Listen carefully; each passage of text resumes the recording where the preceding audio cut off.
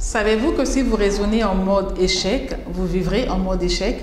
Croire est la première étape de la réussite personnelle. Vous avez beau posséder les diplômes requis pour atteindre un but élevé, avoir reçu une éducation structurée voire stricte, rien ne fonctionnera sans pour autant que vous croyez en ce que vous faites. Alors, comment transformer une situation d'échec permanent en aptitude à la réussite?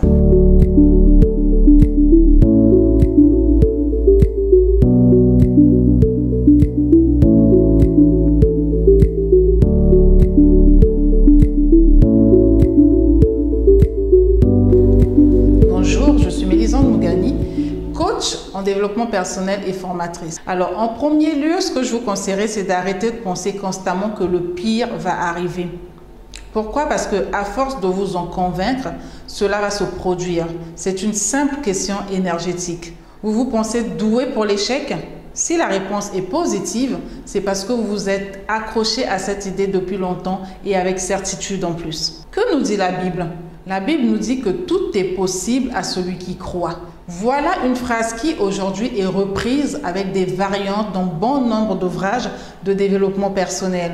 C'est le point de départ des techniques des pensées positives. Croire, autrement dit avoir la foi, comprend l'auto-persuasion ainsi que l'influence que votre entourage proche peut avoir sur vous. En effet, la pensée se manifeste dans la matière. Autrement dit, elle crée votre volonté et la transforme en action. Faites le test suivant. Lorsque vous devez relever un défi, assurez-vous d'y arriver. Pour obtenir votre réussite, soyez convaincu. Visualisez-la et ressentez-la dans votre corps et dans votre mental. Votre réussite doit être une sorte d'énergie magnétique, empreinte de force et de charisme. Elle émanera de vous et vous serez perçu différemment par les personnes que vous devez convaincre. Votre assurance deviendra alors la leur par imprégnation et la confiance sera réciproque. Dans un domaine différent, voyez l'influence des coachs et des commerciaux sur leurs clients.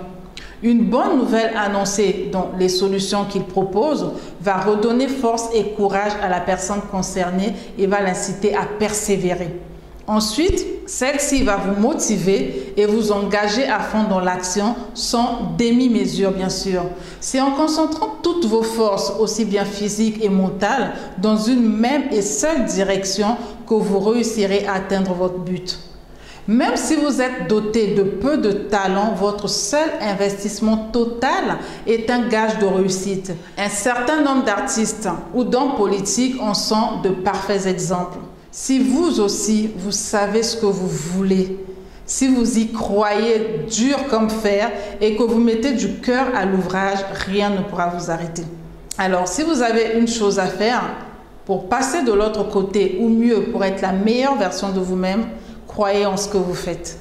Croyez en vous et vous réussirez. Focalisez-vous sur votre objectif premier. N'ayez surtout pas un plan B lorsque vous lancez dans une démarche de reprise de conscience. Restez focus sur ce que vous voulez concrètement.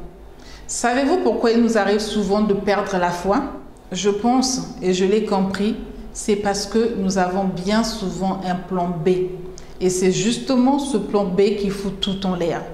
Souvenez-vous juste d'une chose, si vous devez retenir quelque chose de cette vidéo, je vous demanderai de rester focus et de garder le cap de la visualisation vers votre objectif final, votre objectif idéal, ce qui vous tient à cœur et ce pourquoi vous vous réveillez tous les matins. Croyez en vous, restez focus sur ce que vous souhaitez, n'ayez surtout pas un plan B. Et donc, je vais vous souhaiter ici de méditer à ce sujet et de me dire dans les commentaires ce que vous en pensez. Je vous dis à très bientôt pour une prochaine vidéo et je vous demanderai de rester connecté, de vous abonner si ce n'est pas encore fait, de justement partager cette vidéo et de vous porter bien chez vous. À très bientôt. Au revoir.